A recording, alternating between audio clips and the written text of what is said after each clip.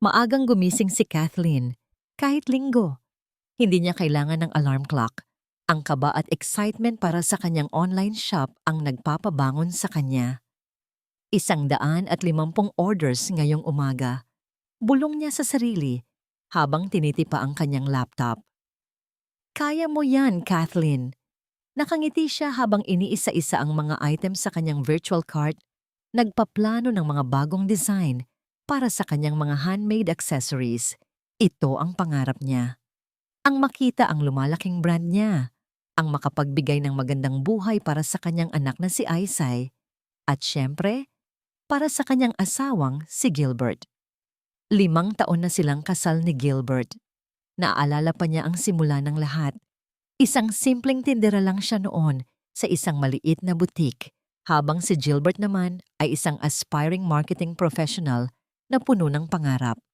Kakaiba ang spark nila.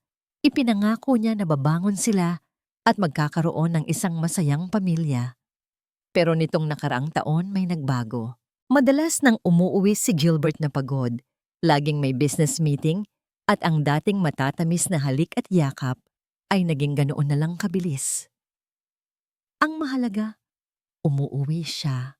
Palagi niyang sinasabi sa sarili, ginagawa niya yan para sa amin.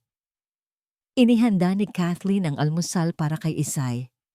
Ang maliit na prinsesa niya ang tanging na nakakapagpalimot sa kanya sa unti-unting panlalamig ni Gilbert. Naghanda siya ng espesyal na hapunan ngayong gabi. Anniversary nila. 7 taon mula nang magkakilala sila. Hindi nila ito kailanman nakalimutan. Sana makauwi ng maaga si Gilbert. Bulong niya habang naghihiwa ng mga gulay para sa kanyang signature dish. 8:00 na ng gabi, pero wala pa si Gilbert. Nakatulog na si Aisay sa sofa, naghihintay sa papa niya. Ang mga kandila sa mesa ay unti-unti nang nauubos at ang mga pagkain ay lumalamig na. Bumuntong hininga si Kathleen. Tinext niya si Gilbert. "Babe, asan ka na? Ang lamig na ng dinner. Happy anniversary." Pagkalipas ng ilang minuto, dumating ang reply. "Sorry babe, overtime ulit. May urgent meeting. Kain na lang kayo ni Isay. Susunod ako." Napapikit si Kathleen. Araw-araw, ganito. Pero anniversary nila ngayon. Hindi na lang niya pinansin ang kirot sa puso niya. Siguro busy lang talaga si Gilbert. 10:00 na nang bumukas ang pinto. Dumating si Gilbert. Suot pa rin ang kanyang corporate attire. Ngunit may kakaiba sa kanya. Ang buhok niya ay medyo magulo at may bahagyang pamumula sa kanyang kwelyo.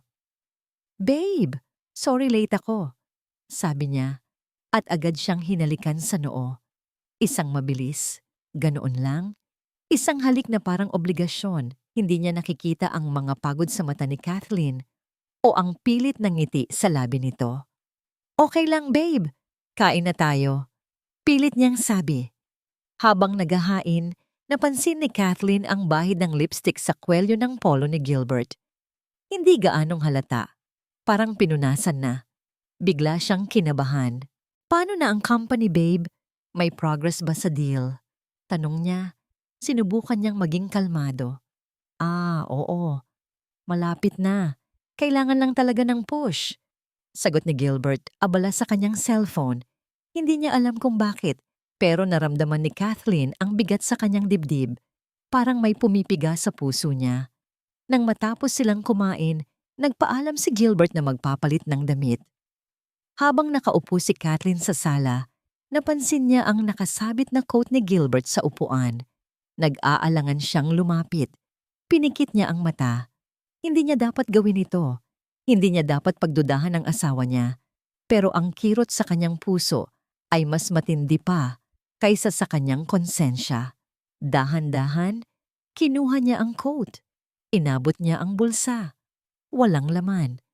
Pero nang hawakan niya ang lining sa loob, may naramdaman siyang matigas. Isang hikaw. Hindi ito hikaw niya. Napakaganda ng design. May maliliit na bato. Kumikinang. Mas lalo siyang kinabahan. Hindi niya ito suot. Wala rin sa kanyang mga alahas ang ganitong disenyo. Huminga siya ng malalim. Pilit pinakalma ang sarili. Baka sa kaibigan niya. Baka nahulog lang. Pero ang boses niya ay nanginginig. Pumasok si Gilbert sa sala.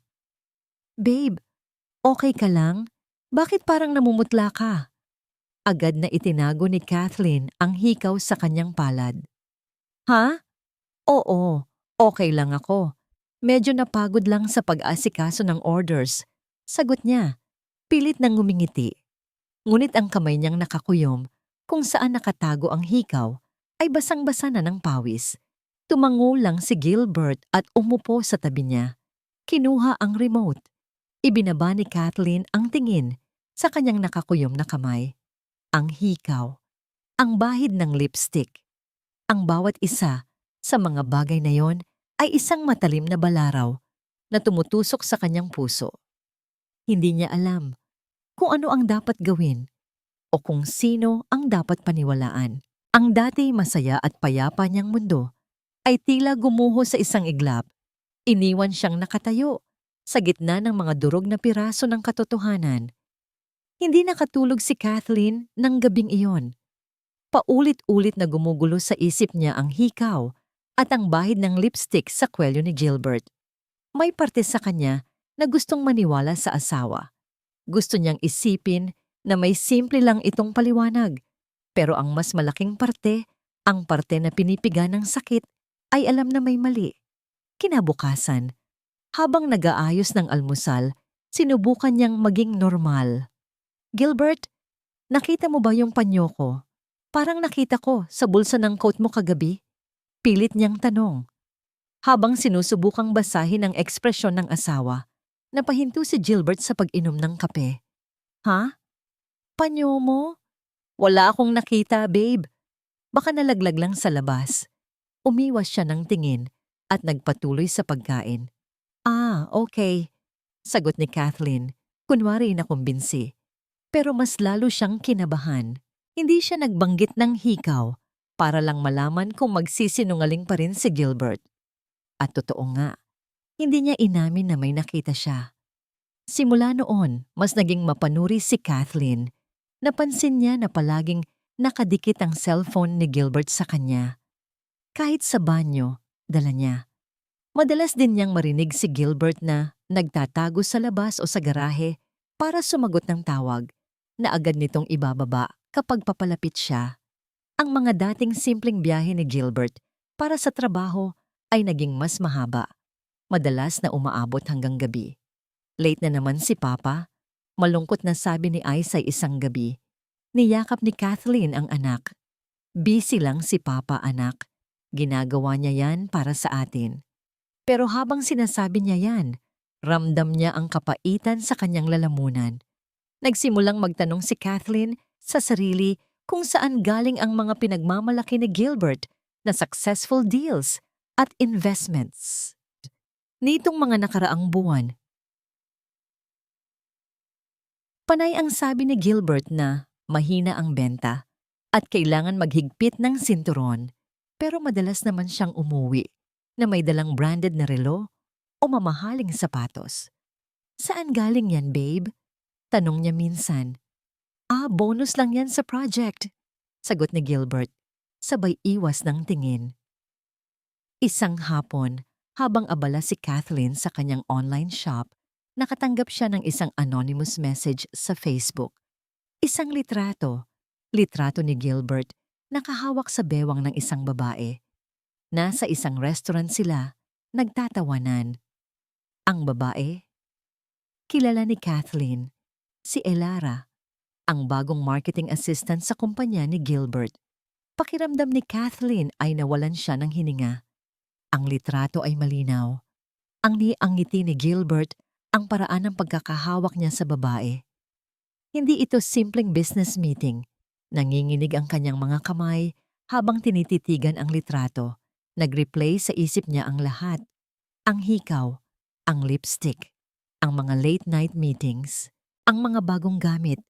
Lahat ay nagkaroon ng kahulugan. Durog ang puso ni Kathleen. Ngunit kasabay ng sakit, may nag-aapoy na galit sa kanyang kalooban. Hindi siya magpapabulag, hindi siya magpapakatanga. Kinabukasan matapos ihatid si Isay sa school, sumakay si Kathleen sa isang taxi. Wala siyang sinabi sa driver kung saan pupunta. Hayaan niyang dalhin siya ng kanyang paa. Naglakad siya papunta sa opisina ni Gilbert. May pakiramdam siya na may makikita siya. Nagkubli siya sa isang coffee shop sa tapat, nagkunwari na nagbabasa ng libro. Pero ang kanyang mga mata ay nakatutok sa entrance ng building. Makalipas ang halos 2 oras, lumabas si Gilbert. At sa tabi niya, nakakapit sa kanyang braso, ay si Elara. Maganda si Elara, bata.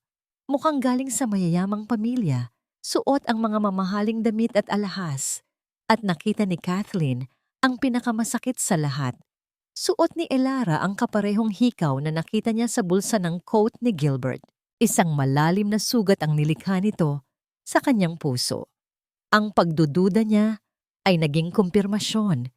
Nagsimula silang maglakad, palayo sa building, patungo sa isang hotel na hindi kalayuan. Hindi! Bulong ni Kathleen, habang pinipigilan ng luhang gustong kumawala. Hindi ito totoo. Ngunit totoo ito. Kinunan niya ng litrato ang dalawa, kahit na nanginginig ang kanyang mga kamay. Ang bawat klik ng kamera ay parang isang martilyo na bumabasag sa kanyang mundo. Nang makita niyang pumasok sila sa lobby ng hotel, hindi na niya kinaya. Umalis siya sa coffee shop. Naglakad ng walang patutunguhan. Ang kanyang mga mata ay lumuluha. Ang kanyang puso ay halos hindi na makahinga. Bakit, Gilbert? Bakit? Tanong niya sa hangin. Hawak niya ng mahigpit ang cellphone, ang litrato ng kanyang asawa at ng ibang babae ay nakatatak na sa kanyang isip. Ang lalaking minahal niya ng buong puso, ang lalaking ipinangako niyang magiging kasama niya habang buhay ay isang estranghero. At ang estrangherong iyon ay sumisira sa kanyang buhay. Para bang may malaking pader na bumagsak sa harapan ni Kathleen. Ang buong mundo niya ay nagdilim. Hindi na siya makakita, hindi na makarinig. Tanging ang sakit lang ang nararamdaman niya. Pauwi sa bahay, nanginginig ang kanyang mga kamay. Kinailangan niyang huminga ng malalim para lang hindi bumagsak sa kalsada. Pagdating sa bahay, dumiretso siya sa kwarto. Tinitigan niya ang kanyang sarili sa salamin. Ang dating masayahin niyang mukha ay puno na ngayon ng lungkot at galit. Ang mga mata niya ay namumula at ang kanyang buhok ay magulo. Ang tanga mo, Kathleen. Bulong niya sa sarili. Pinaniwalaan mo siya. Masyado kang naging bulag. Hinihintay niya si Gilbert. Ang kanyang puso ay parang tambol na patuloy na tumutugtog sa kanyang dibdib. Hindi na siya makakain. Hindi na siya makapagtrabaho. Ang tanging nasa isip niya ay ang paghaharap nila. 8:00 ng gabi nang dumating si Gilbert. Mukha siyang pagod, tulad ng dati. Nagulat siya nang makita si Kathleen na nakaupo sa sala, naghihintay sa kanya na may seryosong ekspresyon. "Babe, bakit gising ka pa?" Tanong ni Gilbert, na may bahagyang pagtataka sa boses. Walang imik si Kathleen. Tinitigan lang niya ang asawa. Ang kanyang mga mata ay nanunuot. Naging mailap ang tingin ni Gilbert. May problema ba? Dahan-dahang tumayo si Kathleen. Kinuha niya ang cellphone mula sa kanyang bulsa at ipinakita kay Gilbert ang mga litrato. Ang litrato niya at ni Elara sa restaurant at ang litrato nila na papasok sa hotel. Nanlaki ang mata ni Gilbert. Nagulat siya. Nawala ang kanyang pagkapagod, napalitan ng takot. "Ano to, Kathleen? Ano to?" Galit na tanong ni Gilbert. Sinubukan niyang agawin ang cellphone, pero mahigpit ang hawak ni Kathleen. "Anong ano to, Gilbert?" Mahinahon, pero puno ng diin na tanong ni Kathleen. "Ako dapat ang nagtatanong niyan. Sino siya? Bakit kayo magkasama? At bakit suot niya ang hikaw na nakita ko sa bulsa mo?" Natahimik si Gilbert, namumutla. "Kathleen, mali ang iniisip mo," simula ni Gilbert. Sinubukan niyang hawakan ang kamay niya. Pero inilayo ni Kathleen ang kamay niya. "Mali? Gilbert, kitang-kita ko kayo. Nakita ko kayong pumasok sa hotel. Sasabihin mo pa ring mali ako?" Ang kanyang boses ay nagsimulang manginig. Lumuhod si Gilbert sa harapan ni Kathleen. Nagsimula siyang umiyak, nagmamakaawa. Patawarin mo ako, Kathleen. Isang pagkakamali lang yun. Nalasing lang ako. Hindi ko sinasadya. Promise, hinding-hindi na mauulit. Ang mga luha ni Gilbert ay parang kutsilyo na humihiwa sa puso ni Kathleen. May parte sa kanya na gustong maniwala. Gusto niyang bigyan siya ng isa pang pagkakataon. Pero naalala niya ang hikaw, ang lipstick, ang mga sinungaling na pangako. Isang pagkakamali? Bulong ni Kathleen. Gilbert, ilang beses mo akong niloko? Ilang beses kang umuwi na amoy alak, amoy ibang babae? Ilang beses kang nagsinungaling na busy ka sa trabaho pero nakikipag-date ka lang pala sa kanya? Tumayo si Gilbert. Biglang nagbago ang kanyang ekspresyon. Ang luha ay nawala. Napalitan ng galit. Alam mo, Kathleen, kasalanan mo rin. Masyado kang busy sa online shop mo. Puro ka trabaho. Hindi mo na ako nabibigyan ng oras. Naging boring ka na. Ang mga salita ni Gilbert ay tumusok sa puso ni Kathleen. Nawalan siya ng lakas. Boring? Ako? Gilbert, ginawa ko ang lahat para sa atin. Nagtrabaho ako ng halos 24 na oras para lang magkaroon tayo ng magandang buhay. Para sa pamilya natin. Para kay Isay. Biglang nag-vibrate ang cellphone ni Kathleen. Isang text message mula sa isang unregistered number. Hi, Mrs. Alonzo. Alam mo ba, mas masarap si Gilbert ngayon kaysa dati. Thanks for taking care of him. I'll take it from here. Ellara. Isang litrato ang kasama ng text message. Litrato ni Gilbert at Ellara, nakahiga sa kama, magkasama. Para bang may bomba na sumabog sa dibdib ni Kathleen. Nanlumo siya. Ang sakit, ang galit, ang pagkabigo. Lahat ay sumabog sa loob niya. Gilbert, lumabas ka. Lumabas ka sa bahay ko. Ayoko nang makita ang pagmumukha mo. Sigaw ni Kathleen, puno ng galit. Nagulat si Gilbert sa tindi ng reaksyon ni Kathleen. Sinubukan niyang lumapit pero itinulak siya ni Kathleen. Kathleen, kalma ka lang, sabi ni Gilbert. Pag-usapan natin to. Wala na tayong pag-uusapan, Gilbert. Tapos na tayo. Ayoko na. Tumalikod si Kathleen, umiiyak, at pumasok sa kwarto ni Isay. Niyakap niya ng mahigpit ang natutulog na anak. Pilit pinipigilan ng hikbi. Alam niya, hindi na ito isang simpleng pagkakamali. Ito ay isang kumpletong pagtataksil.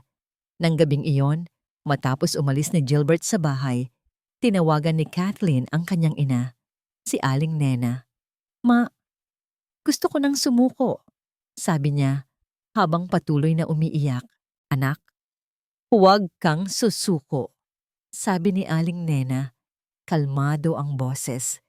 May dahilan ang lahat. Hindi ito ang katapusan mo. Ito ang simula ng bago mong buhay. Para kay Isay. Para sa sarili mo. Ang mga salita ng kanyang ina ay parang gamot sa kanyang sugatang puso. Nang gabing iyon, kahit puno ng sakit, nagbukas si Kathleen ng laptop. Nagsimula siyang mag-search, divorce process in the Philippines, annulment requirements, marital property laws. Wala na siyang takot. Ang sakit ang nagbigay sa kanya ng lakas. Hawak ang kanyang anak na mahimbing na natutulog. Tiningnan ni Kathleen ang mga screenshot ng text ni Ellara at ang litrato nilang dalawa. Isang ngiti, malungkot at puno ng paghihiganti, ang gumuhit sa kanyang mga labi. Hindi ko ito palalampasin, Gilbert. Bulong niya. Babayaran mo lahat ng ginawa mo sa akin. Ang mga sumunod na araw ay parang blur para kay Kathleen. Ang puso niya ay parang basag na salamin. At ang isip niya ay puno ng galit at sakit. Pero sa kabila ng lahat, may nag-aapoy na determinasyon sa kanyang kalooban. Hindi na siya ang dating Kathleen na mahina at madaling lokohin. Pinilit niyang magpakatatag para kay Isay. Ayaw niyang maramdaman ng anak ang bigat ng problema nila. Sa umaga, pagkatapos ihatid si Isay sa eskwelahan, dumiretso si Kathleen sa bangko. Kailangan niyang malaman kung gaano kalaki ang pinsalang ginawa ni Gilbert. Gusto ko pong makita ang transaction history ng savings account ko at ng joint account namin ng asawa ko, sabi niya sa bank teller. Pilit na pinapanatili ang kanyang boses na kalmado. Habang iniisa-isa ang mga transactions, nanlaki ang kanyang mga mata. Nagsimula sa maliit na halaga, tapos lumaki ng lumaki. Mga transfers sa iba't ibang account na hindi niya kilala. Withdrawals na hindi niya pinahintulutan. Ang pinakamalaking paglipat ng pera ay papunta sa isang kumpanya na nagngangalang Golden Harvest Ventures. Hindi niya kailanman narinig ang pangalan na yon. Naramdaman niya ang lamig na unti-unting kumalat sa kanyang katawan. Hindi lang pala simpleng panloloko ang ginawa ni Gilbert. Isang malaking pandaraya ito. "Ma'am, may problema po ba?" tanong ng teller. Napansin ang pamumutla niya. "Wala po. Salamat," sagot ni Kathleen, agad na umalis. Hawak niya ng mahigpit ang mga bank statements na parang hawak niya ang kanyang sariling kamatayan. Nang gabing iyon, habang mahimbing na natutulog si Isay, nagsimulang maghanap si Kathleen online tungkol sa Golden Harvest Ventures. Agad siyang nakahanap ng impormasyon. Isang bagong kumpanya, nakarehistro bilang investment firm. Ang nakakapagtaka, ang CEO ng kumpanya ay walang iba, kundi si Elara Montefalco. Kumulo ang dugo ni Kathleen. Hindi lang pala simpleng kabit si Elara. Kasabot siya ni Gilbert sa pandaraya. Naramdaman ni Kathleen ang matinding galit. Ang mga litrato nila ni Gilbert na magkasama, ang mga text message ni Elara, lahat ng pananakit na ginawa nila, ngayon ay may kasamang matinding pagnanakaw. Ang mga traidor, bulong niya habang pinipigilan ng luha. "Papatunayan ko ang lahat." Sinimulan ni Kathleen ang kanyang lihim na plano. Una, kailangan niyang kumuha ng mas maraming ebidensya. Kailangan niya ng concrete proof na magagamit niya sa korte. Bawat oras na wala si Gilbert sa bahay, sinusuri niya ang kanyang mga gamit, ang kanyang laptop, ang kanyang mga papeles, kahit ang kanyang mga damit. Isang araw, habang sinusuri niya ang desk ni Gilbert, nakita niya ang isang lumang folder na nakatago sa ilalim ng mga libro. "Personal files, do not touch." Nakasulat sa labas. Binuksan niya ito ng dahan-dahan, ang kanyang puso ay kumakabog. Sa loob, naroon ang mga lumang bank statements ni Gilbert. At sa mga statement na yon, nakikita niya ang mga transaksyon sa mga kasino at sa mga online gambling sites. Malalaking halaga, mga utang, isang lumang kasaysayan ng pagkabaon sa utang dahil sa sugal. Ang mga petsa ng mga utang na ito ay bago pa sila ikasal ni Gilbert. Ibig sabihin, simula't simula pa, niloloko na siya nito. Walang pag-aalinlangan, kinunan ni Kathleen ng litrato ang bawat pahina. Nang gabing iyon, habang nagpapalit si Gilbert, sinubukan ni Kathleen na tingnan ang kanyang cellphone. Kinuha niya ito ng dahan-dahan sa bedside table. Sa lock screen, nakita niya ang notification. New message from Elara. "Babe, napirmahan mo na ba ang mga documents para sa bagong account? Kailangan na nating i-finalize para sa paglipad natin." Hindi na nag-alinlangan si Kathleen. Mabilis niyang kinunan ng litrato ang notification. At sa gallery ni Gilbert, nakita niya ang mga litrato.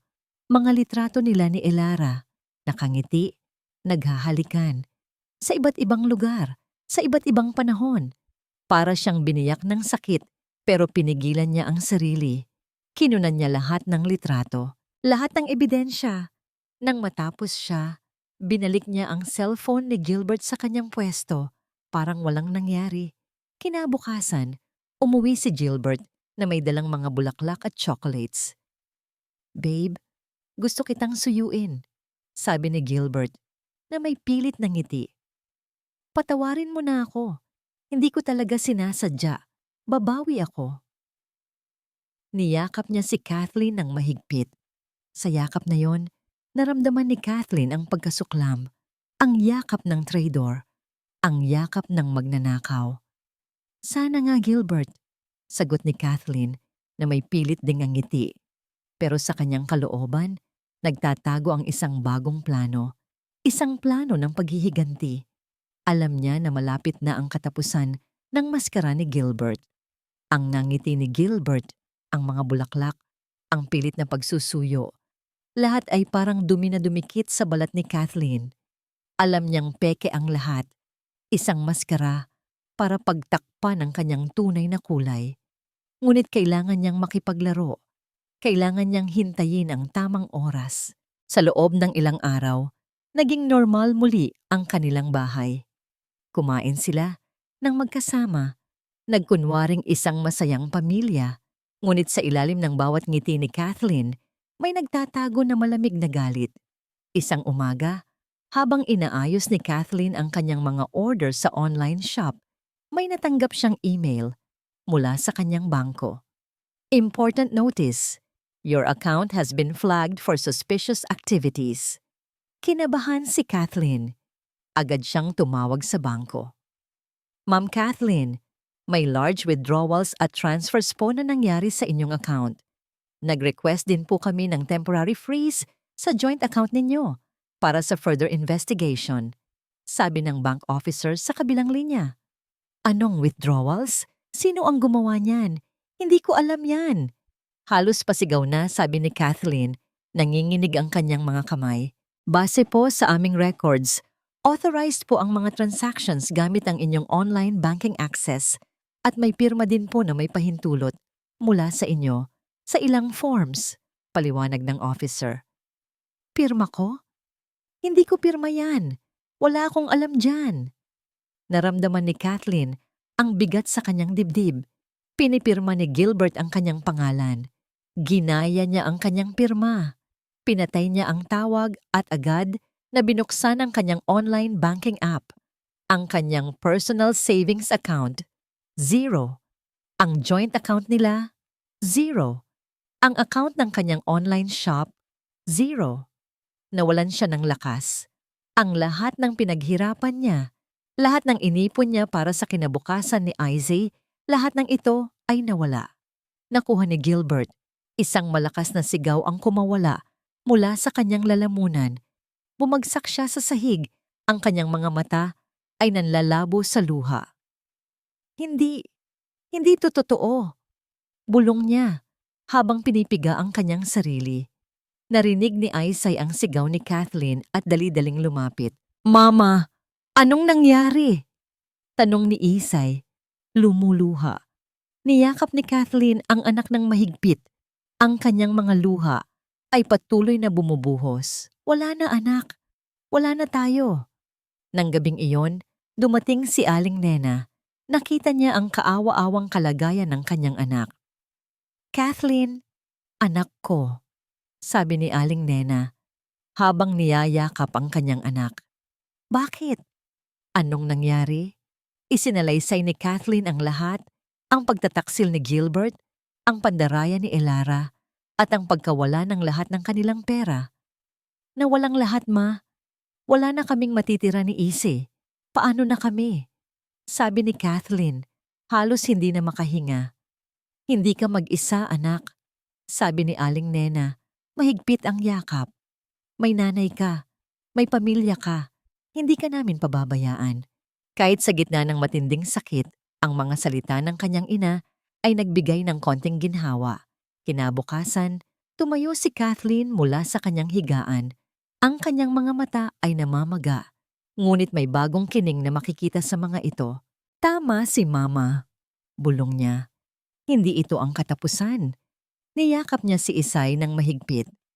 Anak, simula ngayon, lalaban si Mama. Hindi tayo magpapatalo. Sa tulong ni Aling Nena, sinimulan ni Kathleen ang kanyang pagbabago. Una, ang kanyang sarili. Dapat mong balikan ang sarili mo, Kathleen, sabi ni Aling Nena habang dinadala si Kathleen sa isang salon. Hindi ang isang babaeng pinabayaan ang sarili para sa iba. Ang isang Kathleen na malakas at maganda. Pinag-upit ni Kathleen ang kanyang mahabang buhok, isang bob cut na nagpapakita ng kanyang panga, nagpapatalas ng kanyang mga mata. Nagpa-makeover siya. Pagkatapos, pumunta sila sa isang butik. Sinuot mo ang mga lumang damit na yan sa loob ng maraming taon. Panahon na para sa mga bago, sabi ni Aling Nena. Bumili sila ng mga damit na nagpapakita ng kanyang bagong kumpiyansa, mga kulay na matapang at mga disenyo na moderno. Pero higit sa lahat, nagsimula si Kathleen na mag-ehersisyo. Bawat pawis na bumaba sa kanyang katawan ay nagbibigay sa kanya ng pakiramdam, ng pagbabago, ng pagpapalakas. Habang nagte-treadmill, inaalala niya ang lahat ng sakit, ang lahat ng pagtataksil, ang lahat ng pandaraya. Ang galit na yon ang nagiging gasolina niya. Ngunit ang pagbabago ay hindi lang sa panlabas. Kailangan din niyang ibalik ang kanyang negosyo. Sa tulong ng ilang dating kasamahan, sa online selling na naging kaibigan niya, nagsimula siyang mag-strategize. Kailangan nating bumuo ng isang bagong brand, Kathleen. Isang brand na mas malakas, mas may kwento, sabi ng kaibigan niya. Oo, sagot ni Kathleen na may bagong sigla sa boses. Ang kwento ng isang babaeng bumagsak pero bumangon ng mas malakas. Isang gabi, habang nakaupo si Kathleen sa kanyang bagong ayos na workspace na may bagong laptop na binili gamit ang tulong ni Aling Nena, may ngiti sa kanyang labi. Hindi mo pa ako lubusang kilala, Gilbert, bulong niya. Dahil ang ginawa mo sa akin, ibabalik ko sa iyo ng doble. Hindi na siya ang dating Kathleen. Ito ang bagong Kathleen, mas matapang, mas matalino, at mas handa para sa laban. Para bang ipinanganak muli si Kathleen. Ang dating Kathleen na laging nakangiti at mapagbigay ay pinalitan ng isang babaeng may matulis na tingin, matatag na paninindigan, at isang hangarin para sa hustisya na nag-aapoy sa kanyang kalooban. Ang kanyang bagong gupit ay nagbigay sa kanya ng mas sophisticated na look. Ang kanyang mga mata, bagamat may bahid pa rin ng sakit, ay nagpakita ng bagong kumpiyansa. Bawat hakbang niya ay puno ng determinasyon. Mama, ang ganda mo, sabi ni Aisay isang umaga. Niyakap ni Kathleen ang anak. Salamat anak, ginagawa ni Mama to para sa atin. Buong araw, abala si Kathleen. Hindi na lang siya sa paggawa ng produkto na katutok. Ngayon, nag-aaral din siya ng marketing strategies, social media engagement, at e-commerce laws. Mabilis na lumago ang kanyang bagong online shop. Ang kanyang mga dating customer ay bumalik. At marami pang bago ang nadagdag na naakit sa kanyang kwento ng pagbangon na, kahit hindi niya diretsyong sinasabi, ay nararamdaman sa kanyang mga posts. Isang hapon, nakatanggap siya ng tawag mula sa isang contact na ibinigay ni Aling Nena. Isang dating pulis na ngayon ay private investigator. Hello! Ako po si Inspector Reyes, sabi ng boses sa kabilang linya. Nabanggit po ni Aling Nena ang inyong sitwasyon. Nagkaroon ng pag-asa si Kathleen. Ito ang simula. Nagkita sila ni Inspector Reyes sa isang tahimik na coffee shop. Si Reyes ay isang matangkad na lalaki, may matatalim na mata, at isang aura ng awtoridad. Ilang taon na po akong nagtatrabaho sa mga kaso ng financial fraud, sabi ni Inspector Reyes matapos pakinggan ang kwento ni Kathleen. Pero ang kaso ng asawa ninyo at ni Miss Montefalco ay medyo komplikado. Inilatag ni Kathleen ang lahat ng kanyang nakalap na ebidensya. Ang mga bank statements, ang mga litrato ng mga transaksyon sa casino, ang screenshot ng text ni Elra, at ang mga litrato ni Gilbert at Elara. Tiningnan ni Inspector Reyes ang bawat isa sa mga ebidensya. Habang tinitingnan niya ang mga dokumento, lumalim ang kunot sa kanyang noo. Ang pirma niyo, Ma'am Kathleen, ay perpektong ginaya, sabi ni Reyes habang tinitingnan ang mga forms. Ang paggamit ng Golden Harvest Ventures ni Elara Montefalco para mag-launder ng pera at ang historical gambling debts ni Mr. Gilbert, mas malalim ito kaysa sa simpleng panloloko. Alam ko po, sagot ni Kathleen. Kaya ko po kayo nilapitan. Sa tingin ko, matagal ng plinano ito, sabi ni Inspector Reyes. At ang paggamit ng kumpanya ni Miss Montefalco ay nagpapahiwatig na hindi lang sila basta-basta nag-partner sa panloloko. Biglang tumunog ang cellphone ni Inspector Reyes. Saglit siyang nakinig at naging seryoso ang kanyang mukha. May bagong impormasyon po ako, Ma'am Kathleen, sabi ni Inspector Reyes. Si Miss Montefalco ay may record din ng involvement sa ilang shady business dealings sa ibang bansa. At si Mr. Gilbert may utang pa sa isang malaking loan shark syndicate. Nagulat si Kathleen. Lumalaki ng lumalaki ang kaso. Ibig sabihin, mas malaki pa ang gulo kaysa sa inaakala ko? Tanong ni Kathleen. Posible, sagot ni Inspector Reyes. Ang tanong, Ma'am Kathleen, handa po ba kayong harapin ang lahat ng ito? Dahil kapag sinimulan natin to, wala nang atrasan. Tinitigan ni Kathleen si Inspector Reyes. Ang kanyang puso ay kumakabog, ngunit hindi sa takot, kundi sa pag-asa. Opo, Inspector, sabi ni Kathleen, puno ng determinasyon. Handa na po ako. Ipinagpatuloy ni Kathleen ang pagpapalaki ng kanyang online business. Unti-unti, bumalik ang kanyang financial stability. Nakabili siya ng bagong apartment para sa kanila ni Isay. Mas maganda at mas malapit sa school ng kanyang anak. Isang araw, nakatanggap siya ng tawag mula sa isang malaking retail company. Gusto nilang i-partner ang kanyang online brand para sa kanilang e-commerce platform. Ma'am Kathleen, we've been following your brand for a while, sabi ng CEO ng kumpanya sa kabilang linya. We're impressed with your unique products and your inspiring story. We believe you have what it takes to be a big name in the industry. Isang malaking ngiti ang lumabas sa labi ni Kathleen. Ito ang bunga ng kanyang paghihirap. Ito ang simula ng kanyang tunay na imperyo. Sa pagtatapos ng tawag, naramdaman ni Kathleen ang kapayapaan na matagal nang nawala. Ngunit ang kapayapaan na yon ay sinamahan ng isang matamis na pagnanais para sa hustisya. Hindi ka lang nawalan ng pamilya, Gilbert. Bulong niya sa hangin habang tinitingnan ang kanyang bagong kontrata. Nawalan ka rin ng lahat ng pagkakataon na mayroon ka sana. At ako, sisiguraduhin kong babayaran mo lahat ng ginawa mo. Mula nang makipag-ugnayan si Kathleen kay Inspector Reyes, naging abala ang kanyang opisina. Ang kaso ni Gilbert Alonzo at Elara Montefalco ay naging personal para sa kanya. Nakita niya ang determinasyon ni Kathleen at iyon ang nagtulak sa kanya para imbestigahan ng mas malalim. Sir, may bago po tayong impormasyon, sabi ng isa sa kanyang mga tauhan, si Officer Cruz. Si Elara Montefalco, may record sa Interpol. Minor case lang nung una, pero may kinalaman sa wire fraud sa Singapore. Napatango si Inspector Reyes. Ito na nga ang inaasahan ko. Hindi lang siya simpleng kabit. Isa siyang career criminal. Sinimulan nilang subaybayan si Gilbert at Elara. Ginamit nila ang lahat ng kanilang resources, phone taps, hidden cameras, at informants. Nakita nila na madalas magkita sina Gilbert at Elara sa mga mamahaling restaurant at bars. Ang mga transactions sa Golden Harvest Ventures ay patuloy na nagaganap at ang mga halaga ay lumalaki ng lumalaki.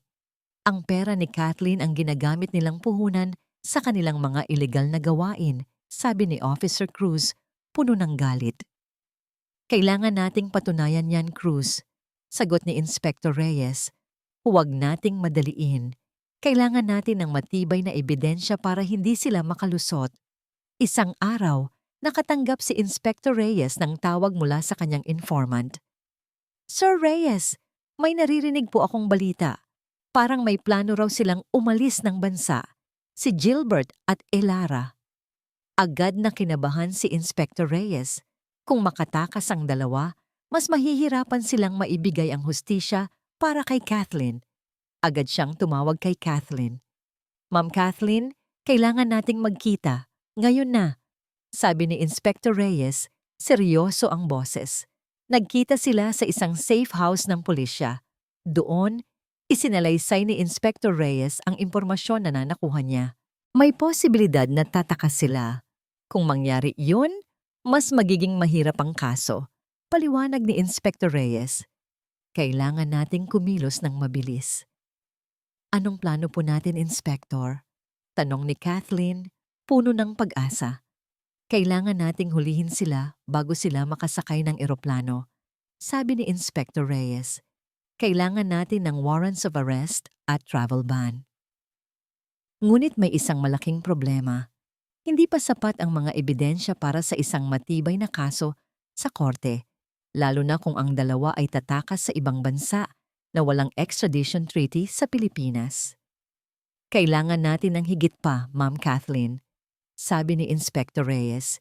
Higit pa sa mga bank statements at litrato, kailangan natin ng isang bagay na magdidikit sa kanila sa mas malaking kaso ng financial fraud. Naalala ni Kathleen ang lumang folder ni Gilbert.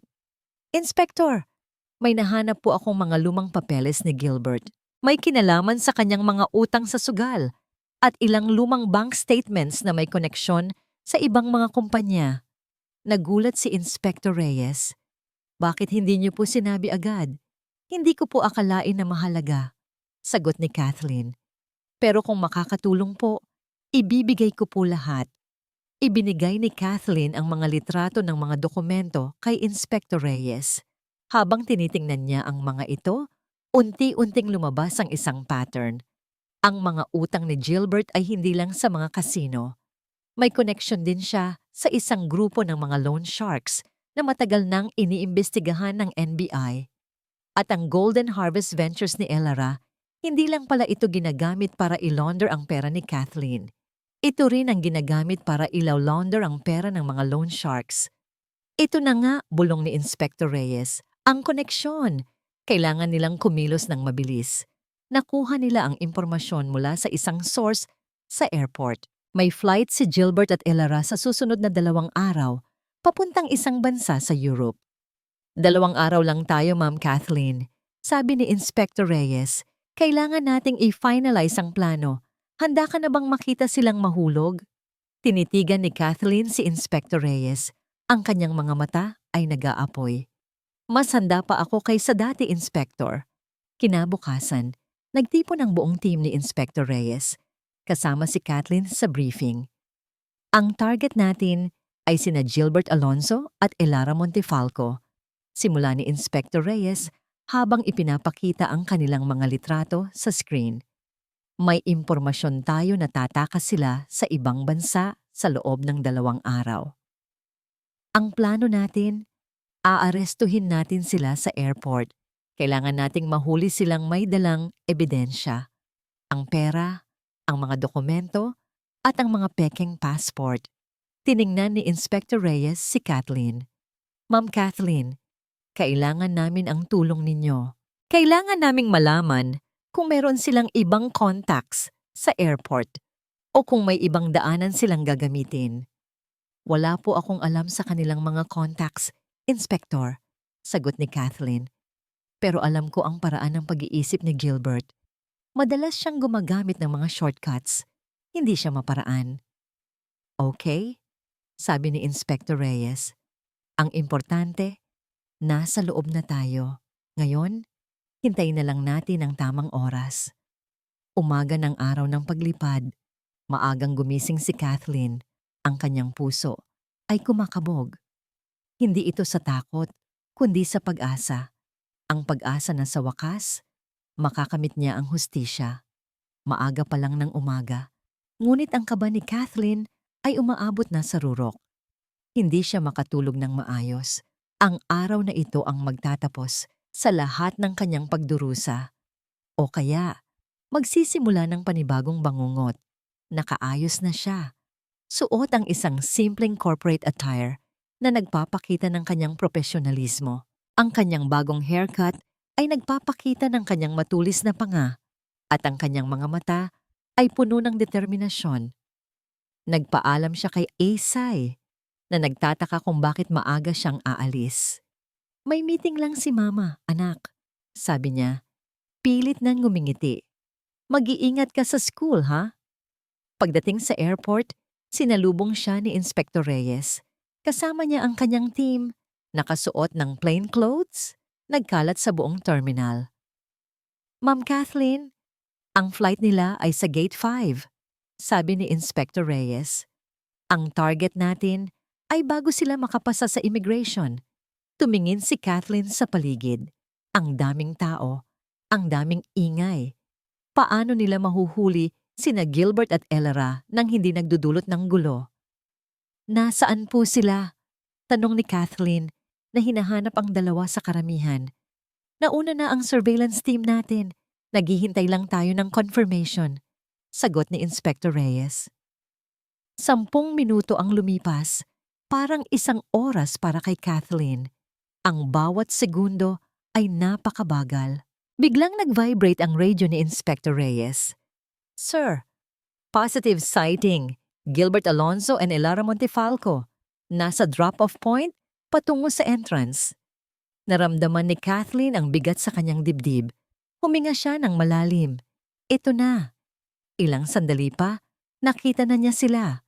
Si Gilbert, suot ang isang mamahaling suit, nakangiti habang may kausap sa cellphone.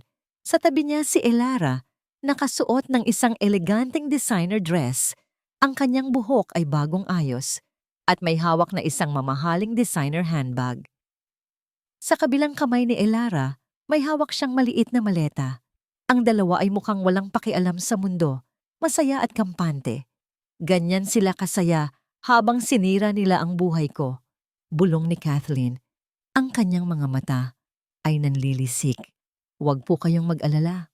Ma'am Kathleen, sabi ni Inspector Reyes, malapit na silang magbayad. Nagbigay ng signal si Inspector Reyes sa kanyang team. Unti-unting umikot ang mga pulis, palapit kina Gilbert at Ellara. Hindi napansin ni na Gilbert at Ellara ang pagdating ng mga pulis. Abot-abot ang kanilang tawanan habang naglalakad patungo sa immigration counter. Nang makalapit sila sa entrance ng gate, biglang hinarang sila ng isang grupo ng mga pulis. Gilbert Alonzo at Ellara Montefalco, you are under arrest for syndicated estafa, money laundering, and conspiracy to commit fraud. Malakas na sabi ni Inspector Reyes habang ipinapakita ang warrant of arrest. Nagulat sina Gilbert at Ellara. Naging putla ang kanilang mga mukha. Anong sinasabi niyo? Wala akong alam dyan. Galit na sabi ni Gilbert.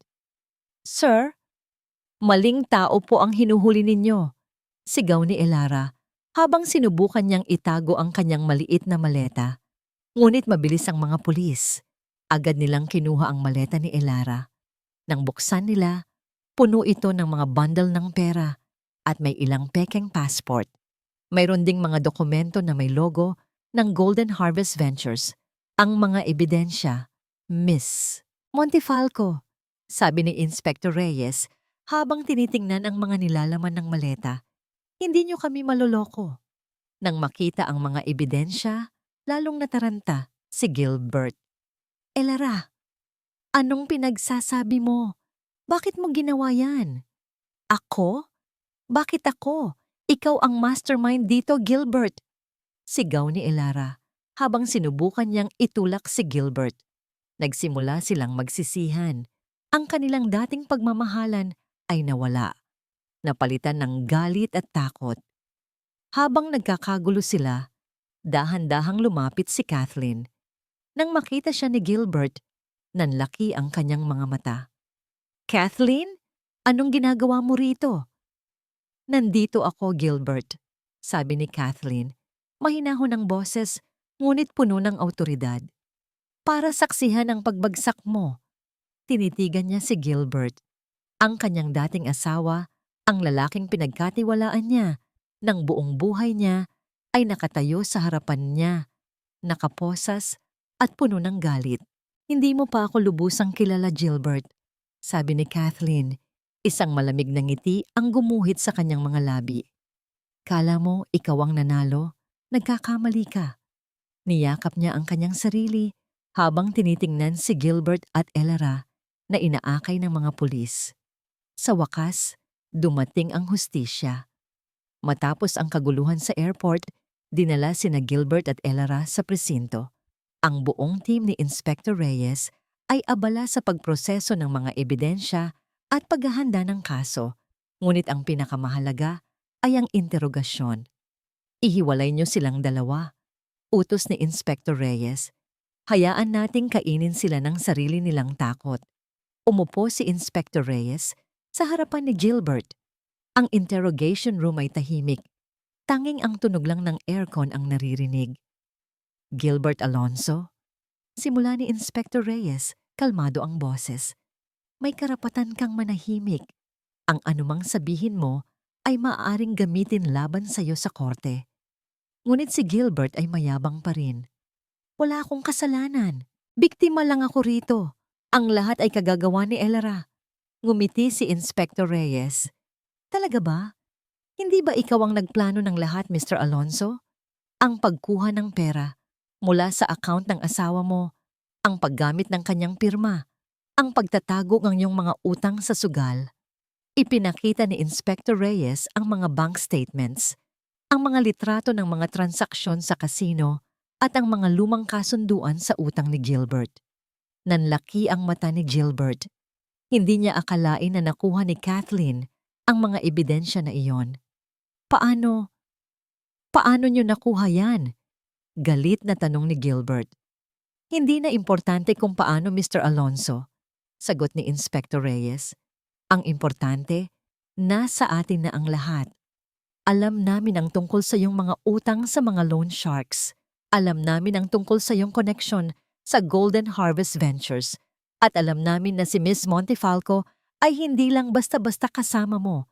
Siya ang utak sa likod ng ilang financial scams. Nagulantang si Gilbert, namumutla. Pero hindi ko alam ang tungkol sa scams, sabi ni Gilbert. Ginawa ko lang ang sinabi ni Elara sa akin. Siya ang nagplano ng lahat. Kaya mo bang patunayan yan, Mr. Alonzo? Tanong ni Inspector Reyes. O gusto mong mag-isa mong panagutan ang lahat ng kasong ito? Napaisip si Gilbert. Ang takot ay unti-unting kumakain sa kanya. Mayroon po akong mga email, sabi ni Gilbert desperado. Mga text message. Si Elara ang nagbigay sa akin ng mga instruction. Siya ang nagplano kung paano kukunin ang pera ni Kathleen. Siya ang nag-utos sa akin na magpeke ng pirma. Samantala, sa kabilang interrogation room, si Elara naman ang kinakausap ni Officer Cruz. Miss Montefalco, may record ka sa Interpol. Simula ni Officer Cruz. May kinalaman sa wire fraud sa Singapore. At ngayon, kasama ka sa kaso ng syndicated estafa at money laundering. Ngumiti si Elara. Mayabang. Hindi niyo ako mahuhuli, officer. Wala kayong matibay na ebidensya.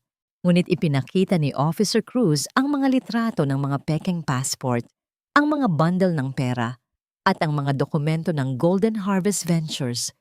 Ang mga ito ay sapat na, Miss Montefalco, sabi ni Officer Cruz, at mayroon pa kaming impormasyon mula sa iyong kasabwat. Nanlaki ang mata ni Elara. Sino? Sinong kasabwat? Si Gilbert Alonzo, sagot ni Officer Cruz, may ngiti sa kanyang labi. Binuking na niya ang lahat. Sabi niya, ikaw ang mastermind. Ikaw ang nagplano ng lahat. Nagulantang si Elara. Ang traidor na yan. Pinagsisihan ko na nakilala ko siya. Ako? Ako ang mastermind? Siya ang may utang sa mga loan sharks. Siya ang nagmamadaling kumuha ng pera dahil hinahabol na siya ng kanyang mga utang. Nagsimulang magsisihan ng dalawa. Ang kanilang mga kasinungalingan ay unti-unting bumubulaga. Ang kanilang mga sikreto ay unti-unting nalalantad. Nang matapos ang interogasyon, lumabas si Inspector Reyes mula sa kwarto. Isang ngiti ang gumuhit sa kanyang labi. Ihanda na ang lahat ng documents, Cruz, sabi ni Inspector Reyes. Mayroon na tayong matibay na kaso. Sila Gilbert Alonzo at Elara Montefalco ay magbabayad sa lahat ng kanilang kasalanan. Kinabukasan, lumabas sa mga pahayagan at balita sa telebisyon ang pagkakadakip kina Gilbert Alonzo at Elara Montefalco. Ang kanilang mga muka ay nakalantad sa publiko, kasama ang lahat ng kanilang mga krimen. Ang kwento ni Kathleen ay naging inspirasyon para sa maraming kababaihan. Ang kanyang pagbangon mula sa pagkawasak ay naging simbolo ng lakas at pag-asa. Samantala, si Gilbert at Elara ay nakakulong, naghihintay ng kanilang paglilitis. Ang kanilang mga pangarap ng luho at pagtakas ay naglaho Napalitan ng malamig na rehas ng bilangguan. Hindi sila nagtagumpay. Ang araw ng hatol. Kalmado si Kathleen habang nakaupo sa courtroom. Hawak niya ang kamay ng kanyang ina, si Aling Nena. Sa tabi niya, si Inspector Reyes na nagbigay ng kanyang buong suporta. Nang ipahayag ng hukom ang desisyon, naramdaman ni Kathleen ang bigat na matagal nang dinadala niya ay dahan-dahang nawala. Guilty. Ang salitang iyon ay parang himig sa kanyang pandinig. Sina Gilbert at Elara ay parehong nahatulan ng mahabang taon sa kulungan dahil sa kanilang mga krimen. Nang tingnan ni Gilbert si Kathleen, puno pa rin ng galit at paghihiganti ang kanyang mga mata. Ngunit si Kathleen ay hindi na natatakot. Ang kanyang puso ay puno ng kapayapaan. Tapos na ang lahat, anak, sabi ni Aling Nena habang niyakap si Kathleen. Umalis sila sa courtroom, sinalubong ng mga flash ng camera at ng mga tanong ng mga reporters. Ma'am Kathleen, ano po ang nararamdaman ninyo ngayon? Ano po ang plano ninyo matapos ang lahat ng ito? Ngumiti si Kathleen sa mga reporters. Nararamdaman ko po ang kapayapaan at ang plano ko po ay bumuo ng isang mas magandang kinabukasan para sa akin at sa aking anak. Ang unang hakbang na ginawa ni Kathleen matapos ang hatol ay ang pagkumpleto ng kanyang divorce papers. Sa wakas, malaya na siya. Hindi niya ininda ang mga legal na proseso. Ang tanging nasa isip niya ay ang makalaya sa isang relasyong matagal nang nagpahirap sa kanya. Nang mapirmahan niya ang huling dokumento, naramdaman niya ang hangin ng kalayaan. Ipinagdiwang nila ito sa isang simpleng hapunan kasama si Aling Nena at Izzy. Mama, bakit tayo masaya ngayon? Tanong ni Izzy na kumakain ng kanyang paboritong spaghetti. Niyakap ni Kathleen ang anak. Dahil natagpuan natin ang totoong kaligayahan, anak. Ang kaligayahan na galing sa sarili nating lakas. Niyakap din sila ni Aling Nena. Masaya akong makita kang masaya ulit, anak. Ipinagpatuloy ni Kathleen ang pagpapalaki ng kanyang online business. Sa tulong ng kanyang bagong partner retail company, lumawak ang kanyang brand sa buong bansa. Ang kanyang mga produkto ay naging patok at ang kanyang kwento ay naging inspirasyon. Mula sa pagiging isang simpleng online seller, naging isang successful entrepreneur siya. Ang dating maliit na apartment na tinitirhan nila ni Isay ay napalitan ng isang mas malaking bahay. May sariling garden at office space. Bawat umaga, pagkatapos ihatid si Isay sa school, dumidiretso siya sa kanyang office. Nagpaplano ng mga bagong produkto, nagmi-meeting sa kanyang team, at nagbabasa ng mga emails mula sa kanyang mga customers na nagpapasalamat sa kanyang mga produkto at sa kanyang kwento. Isang hapon, habang naglalakad siya sa tabing dagat kasama si Isay, habang papalubog ang araw, naramdaman ni Kathleen ang ganap na kapayapaan. Mama, tingnan mo ang sunset, sabi ni Isay habang nakaturo sa langit. Ang ganda. Oo, anak, sagot ni Kathleen habang niyayakap ang anak. Parang buhay natin, anak. Pagkatapos ng dilim, laging may bagong simula at mas magandang kinabukasan. Tiningnan niya ang kanyang anak na maligayang tumatakbo sa buhangin. Si Isay ang kanyang buhay, ang kanyang inspirasyon, ang kanyang dahilan para lumaban. Hindi na siya kailanman magiging mahina. Hindi na siya kailanman magpapaloko. Ang dating Kathleen na puno ng sakit at hinanakit ay naglaho na. Pinalitan siya ng isang Kathleen na puno ng lakas, pag-asa at pagmamahal para sa kanyang sarili at sa kanyang anak. Ang kanyang paglalakbay ay matagal at mahirap, ngunit sa huli, natagpuan niya ang tunay na kaligayahan, ang kaligayahan na galing sa loob niya. Lumipas ang mga taon. Ang maliit na online shop ni Kathleen ay lumago at naging isang malaking kumpanya na may sariling manufacturing plant at dos-dosenang empleyado. Siya ay naging isang kilalang personalidad sa mundo ng negosyo, isang ehemplo ng tagumpay at resilience. Ngunit higit pa rito, naging isang inspirasyon si Kathleen Para sa maraming kababaihan, lalo na sa mga dumaranas ng pagsubok sa kanilang mga relasyon, madalas siyang inimbitahan bilang guest speaker sa iba't ibang forum at seminars. Ibinabahagi niya ang kanyang kwento, ang kanyang pagbagsak, at ang kanyang pagbangon. Hindi madali. Sabi niya sa isang madla ng kababaihan, ang kanyang boses ay malakas at puno ng damdamin. May mga araw na gusto ko nang sumuko. May mga araw na pakiramdam ko, wala na akong halaga. Pero naalala ko ang anak ko.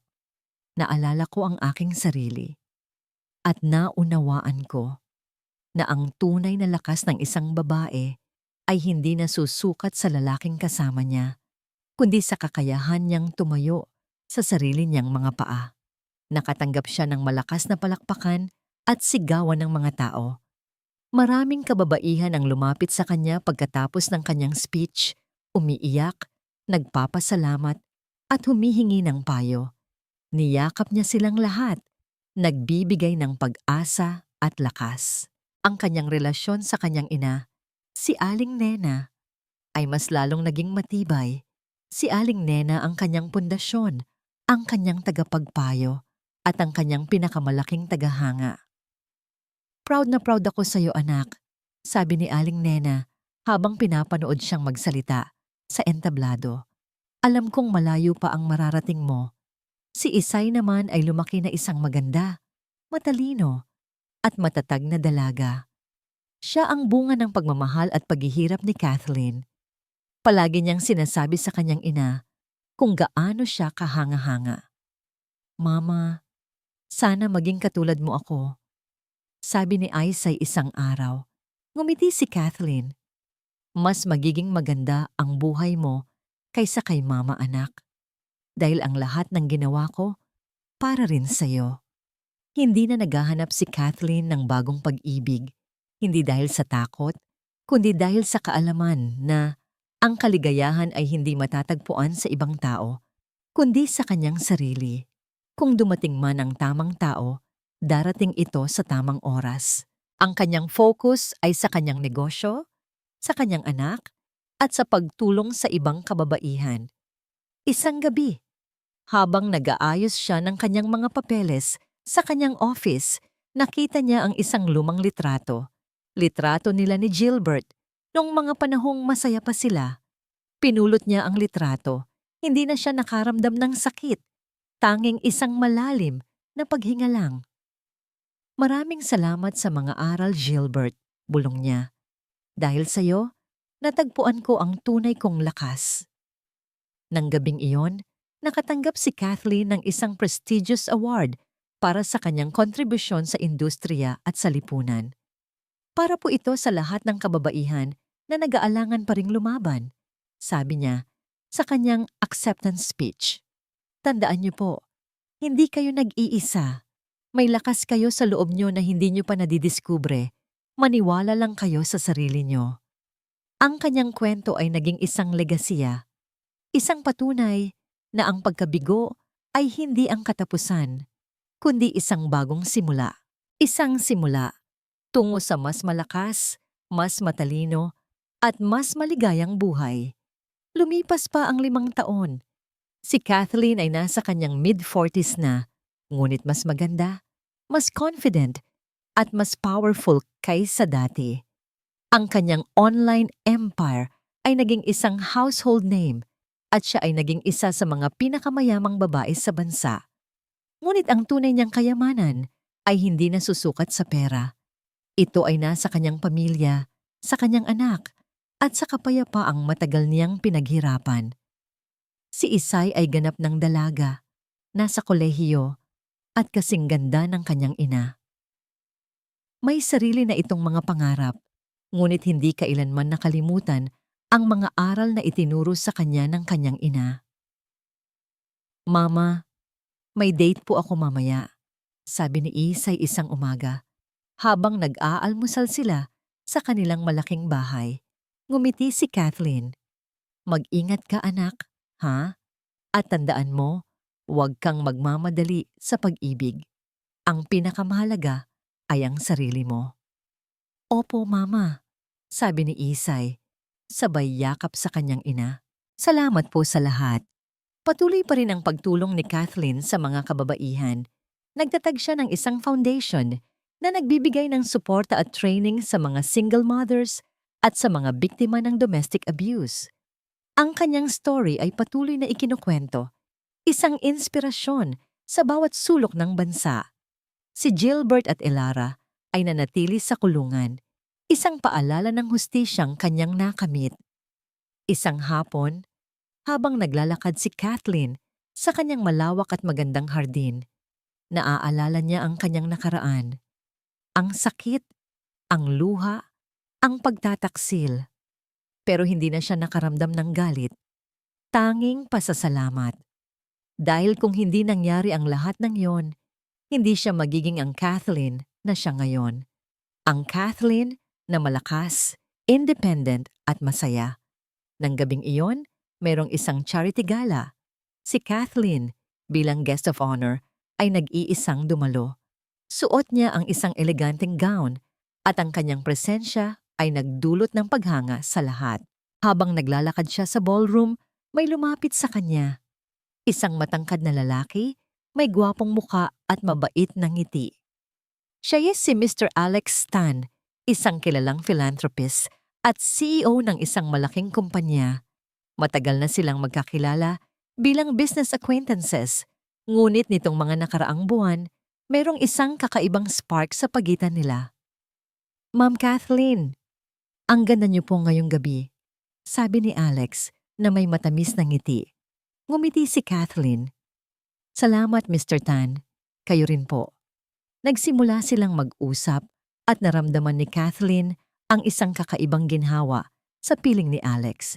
Hindi ito ang nagmamadaling pag-ibig tulad ng kay Gilbert. Ito ay isang pag-ibig na dahan-dahang namumuo na may paggalang at pag-unawa. Pero hindi na siya nagmamadali. Hindi na niya hinahayaan na ang kanyang kaligayahan ay nakasalalay sa ibang tao.